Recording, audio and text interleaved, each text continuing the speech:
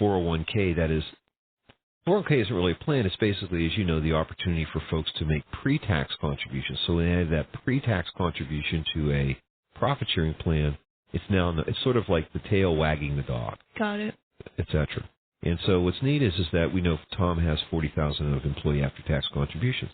His question is real simple. It's one we get all the time. What is the process of moving my 401k to a self-directed IRA? And do I have to pay taxes? This is a good question. It's a great one. I mean, it's pivotal, right? I mean, this is sort of the nexus, the point where the rubber really is meeting the road. How do I move that money over to a place where I can access it, A, and then B, how do I avoid tax?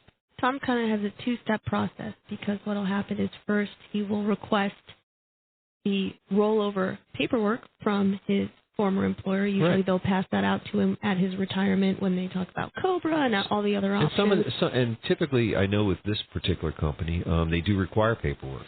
Yeah, some companies, over the phone. right, you can do it over the phone. Some will permit you to do it online, like especially companies that use Fidelity as an example. They can do those online. But really, step one is you set in a process is you got to go to your HR department and say, I'm out of this dump. I need the paperwork. Right, and in Tom's case, he already has an IRA set up with us at our custodian. So what he would do is bring that paperwork into our office, and our lovely staff will help him fill it out in terms of the money from his the pre-tax contributions from his 401k are going to go directly into his IRA at a different custodian. Write the account number down there, and that's called a trustee-to-trustee transfer because it's going to go directly from the custodian that his 401k uses. Or generically, we call it a rollover. Right, and directly from there to his new custodian with us, so there is no taxation there. But because Tom also has some after-tax contributions, we have to decide what to do with that. He has two options, right? Exactly. I mean, he could take it all out right now. Maybe he needs that $40,000 for something. Yeah, and a lot of our clients do. And so option number one, now, when he pulls that $47,000 or that $40,000 out, he's only going to pull his money.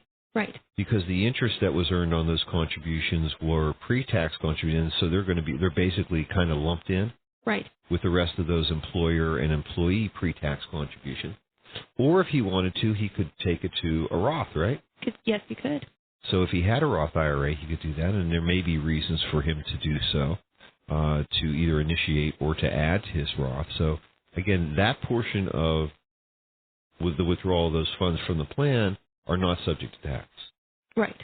And so then by doing a direct transfer to a self-directed IRA for the employee as well as the employer pre-tax contributions and earnings. To avoid taxes. Exactly. Now, there are a couple of other ways that you can pull money from his 401k plan, which generally are not as advisable, okay, but certainly could be done. Tom could do is he could say, you know what, send me the dough. Then, right, but unfortunately then the plan is required to withhold 20% of tax. That's right, and they're going to send it to Uncle Sam, and Tom would have 60 days to take that check and or take those funds and put it into an IRA. Or at the end of the year, all of that is going to be considered taxable income. That's correct, if he decided to do so. And his also problem is that 20% that he withheld, yes, that's a distribution. Ouch. So he is paying taxes on it. Right. Unless, of course, he takes $20,000 out. We use the number 20. He takes that money, or that 20%, whatever that amount is, and he puts that back into the plan. So not really, the greatest idea. Not the greatest idea. There is another option. We didn't suggest this, but let's just assume for a moment that Tom decided that, let's say 2, 3, 4, 5, whatever, 6 months down the road, that he still had a bunch of tread left on his tire.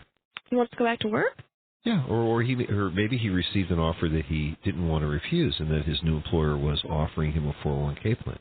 He could, of course, he could then directly transfer the money from one 401k if he hadn't already created an IRA to another, or he could go from his 401k to a rollover IRA, and then back into the plan. But there is an issue for him if he puts it into his current IRA, right? Yes. So if he rolls it directly into his current IRA, then he won't be able to move his rollover money into another 401k plan because he's mingled his assets. So he would have to, instead of opening up a rollover IRA, I believe those are called conduit IRAs, where you roll over the assets from the 401k into an IRA. As long as you don't make any contributions to that particular IRA, you're able to roll it into a 401k, right. A new one if you'd like to. Exactly. It's a conduit. It's sort of a waiting period. Now, again, a lot of that's also based on that asset titling, and for some folks, they don't, they don't want to necessarily make that decision. And that really kind of brings us to the whole concept of what we're going to continue on with his other questions, but it also kind of brings us to the concept of, many folks would like to simplify